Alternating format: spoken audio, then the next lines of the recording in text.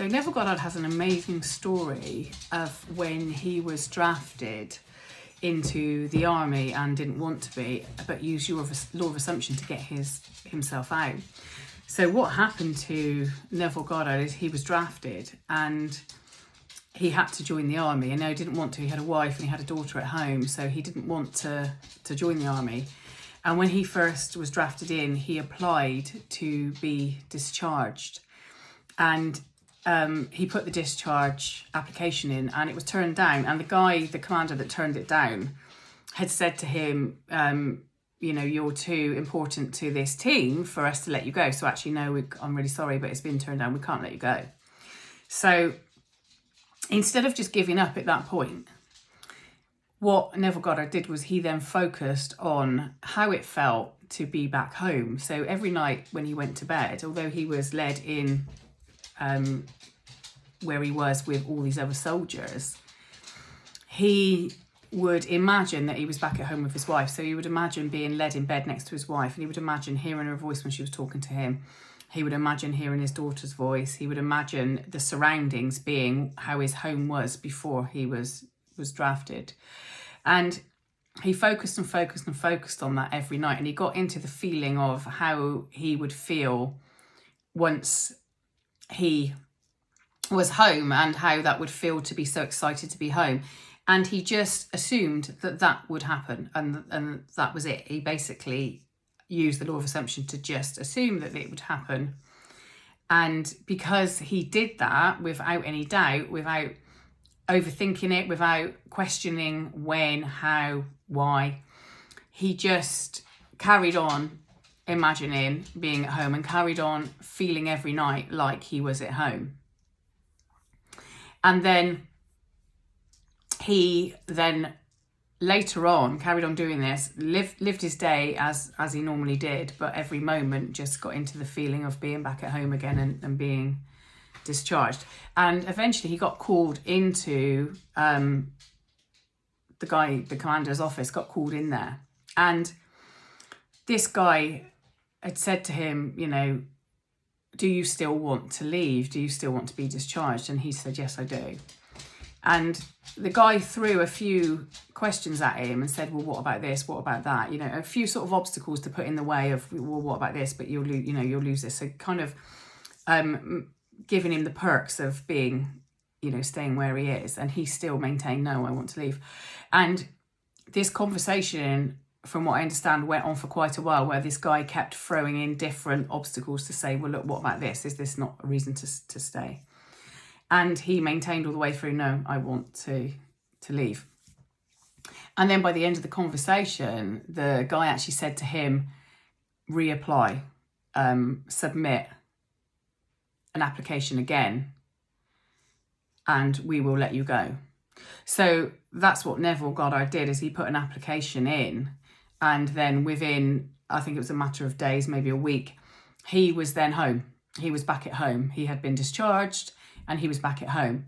Now, in his story about this, he maintains that the only reason that this happened and was able to happen was because he believed it was done, because he believed so clearly in the law of assumption that he knew once he assumed that this would happen, that it happened.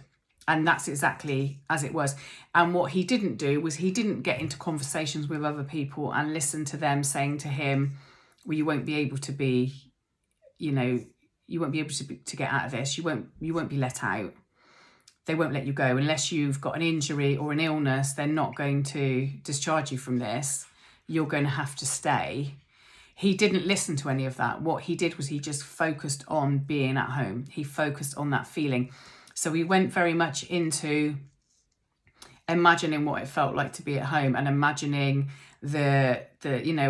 what would take place when he was at home, how things may smell when he was at home, sort of certain things being cooked and different things like that. And also experiences of, like I say, being led next to his wife and that feeling of her giving him a hug or him giving her a hug. All that stuff that he had before, he just focused on that. And because it was something that he'd already had before, he had a good memory of it. So he knew how it felt, which was good.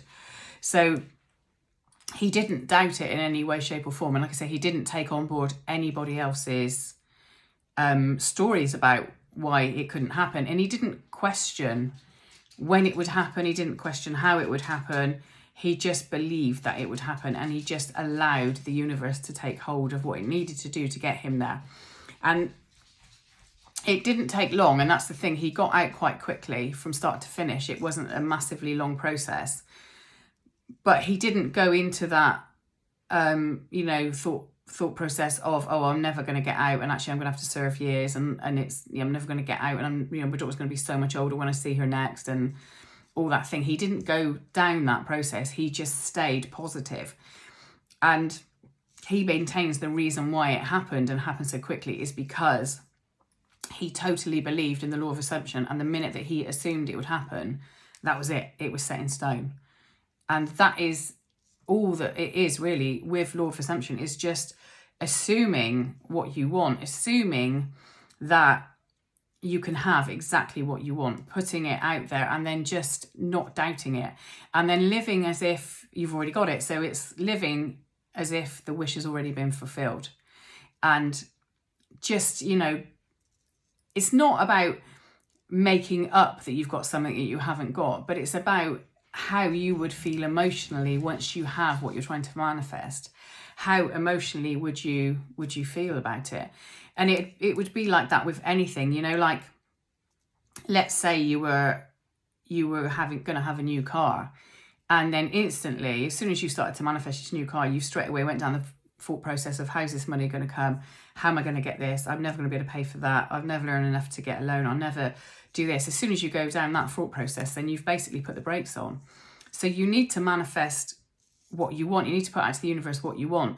And then instead of going down that thought process of how you can't have it and starting to question how you can, you will be able to get it, you need to stay positive and just know that it's coming, and know that, the universe will put in place what needs to happen to get you there.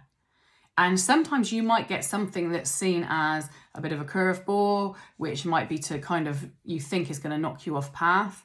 It's not always that way. What it is it's the universe has to line certain things up. And sometimes things have to become a bit unlined, a bit, a bit chaotic, ready for it to line up as it needs to. So even if something is thrown your way that doesn't feel great, don't react to it. Don't panic. Just know that actually it's okay. Keep your end goal in mind and keep working towards that end goal.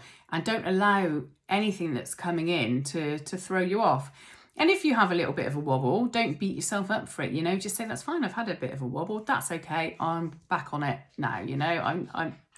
I recognize there was a bit of a wobble, but that's okay because, that's done. And, I'm going to get on now with going back to, knowing that it's coming and believing that it's coming and trusting in the process. It's all about getting that trust going and really understanding that once you've put it out to the universe, it is there. It's already there. You just have to line up to it, and then it will come. And the sooner you realize that that's as easy as it is, and it's it's no more difficult than that, it will start to line up quicker, because the only thing that stops things from lining up to us is us asking the question of, why is it not here yet? How's it going to come? When's it going to come? I don't believe it's going to come. And listening to other people's stuff when they say to you, well, I don't think you'll get that, or you can't have that, or, you don't earn enough money for this, or, you don't live in the right area for that, or you haven't got the right job for this. Don't listen to any of that. Just stay on the track, stay on your pathway. Let anybody else's comments about it just go over the top. And in fact, in a lot of circumstances, I wouldn't mention things to people. And there's a lot of things I don't mention to anybody, because as soon as I say something to somebody, I'll get a backlash of, well, how are you going to have that? Or you're not going to get that. Well, when's that going to happen? And they start putting the questions out there that actually I don't need to think about that. I don't need to hear about that. So I don't tell people. I keep journals of my own stuff, and I know when things have come in, but I don't always put it out to everybody that this is what I'm you know, I'm manifesting until something's come in, because I don't want people's negative mindset on it. I don't want them to be putting that to me, because that's not who I am. So again, you know, write your stuff down and focus on your stuff, but it's not always the best way to, you know, to tell everybody. If it's people that are very like-minded, then yeah, put it out there. If they're people that will encourage you along the way, by all means, yes, I definitely would put it out to those people.